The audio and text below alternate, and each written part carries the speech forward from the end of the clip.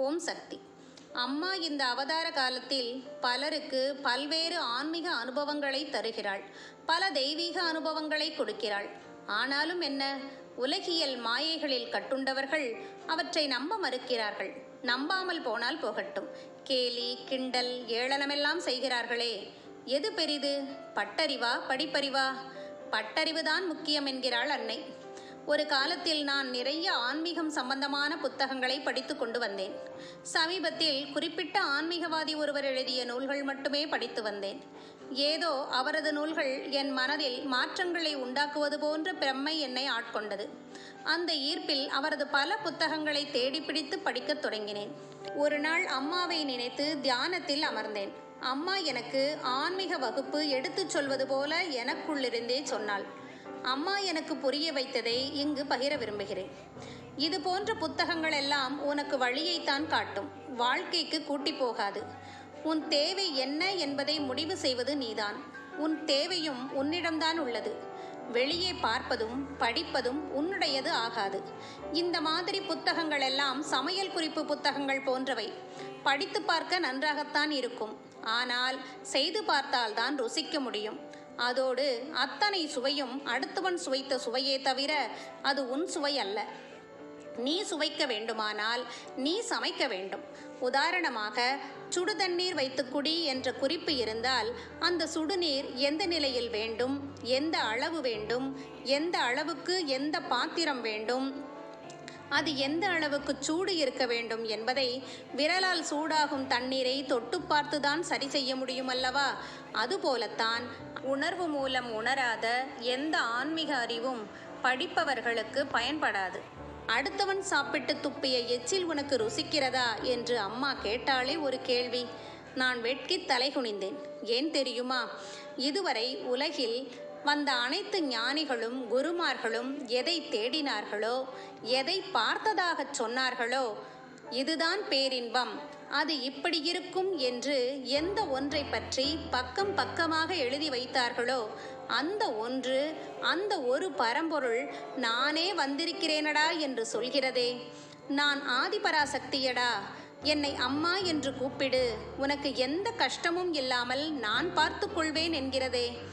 அது இது என்றெல்லாம் கேட்காதே மகனே. அம்மா, எனக்கு நீதான் வேண்டும் என்று என்னையே கேளடா என்று சொல்லியும் காட்டுகிறதே.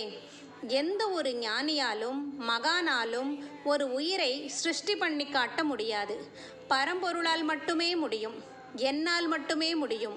இதோ பார் நண்டு, இதோ பார் வண்டு என வேப்பிலை மூலம் சிருஷ்டி பண்ணி காட்டினாளே. ஆணி வேரும் சல்லி வேரும் இல்லாமல் மரம் வளர்ப்பவள் நான் என சொல்லியும் காட்டினாளே. இதுவரை நான் படித்த புத்தகங்களில் பிரம்மம் வந்து இப்படி பேசியதாக படித்தறியேன், கேட்டறியேன். நாமெல்லாம் எவ்வளவு பாக்கியம் செய்தவர்கள்! அம்மாவிடம் வராதவர்கள், அனுபவம் பெறாதவர்கள் என்ன வேண்டுமானாலும் பேசட்டும், எழுதட்டும், விமர்சிக்கட்டும். அவளது வட்டத்தில் வந்து ஒதுங்கிய செவ்வாடை கூட்டத்தின் நடவடிக்கை எப்படி இருக்கிறது தெரியுமா?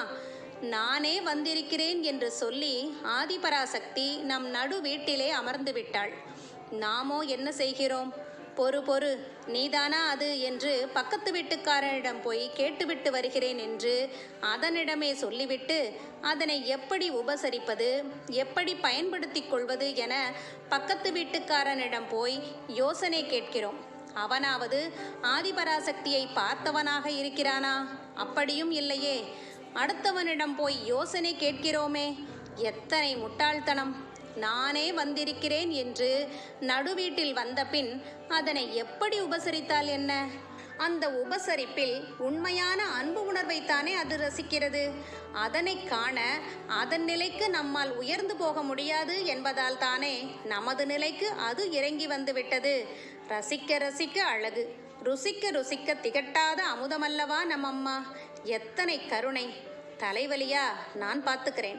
பிள்ளை படிக்கணுமா, கல்யாணம் செய்யணுமா, கடனை அடைக்கணுமா, பிள்ளை வேணுமா, பக்கத்து வீட்டுக்காரன் சண்டைக்கு வரானா, புருஷன் குடிச்சிட்டு வந்து அடிக்கிறானா, டாக்டர் புற்றுநோயின்னு சொல்லிட்டானா, இந்த மருந்து சாப்பிடு, எல்லாம் நான் பார்த்துக்கிறேன் என்று சொல்லும் கருணை இருக்கிறதே.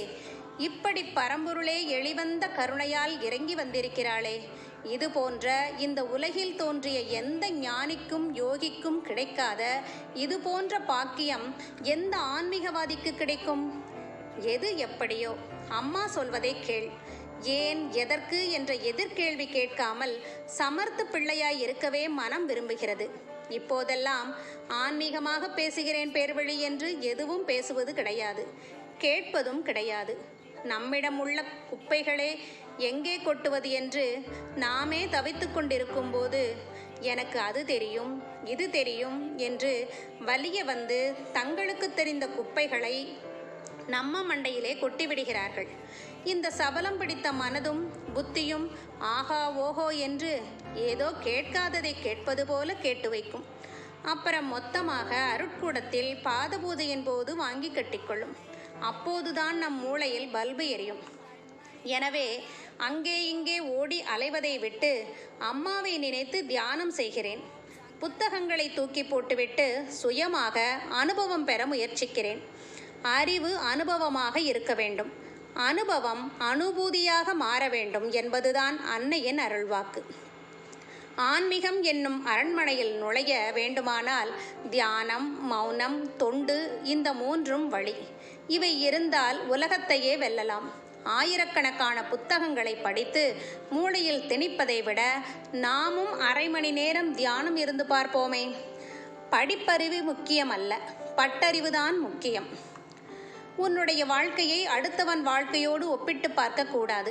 உன்னதமான வாழ்க்கை முறையை நீ மேற்கொண்டு வாழ முயலும்போது மற்றவர்களை பார்த்து உன் வாழ்க்கை முறையை மாற்றிக்கொள்ளக்கூடாது, இறங்கிவிடக்கூடாது. எந்த நோக்கத்தோடு இந்த உலகத்திற்கு வந்தாயோ அதை நிறைவேற்ற வேண்டும் என்பது அன்னை ஆதிபராசக்தியின் அருள்வாக்கு. ஓம் சக்தி.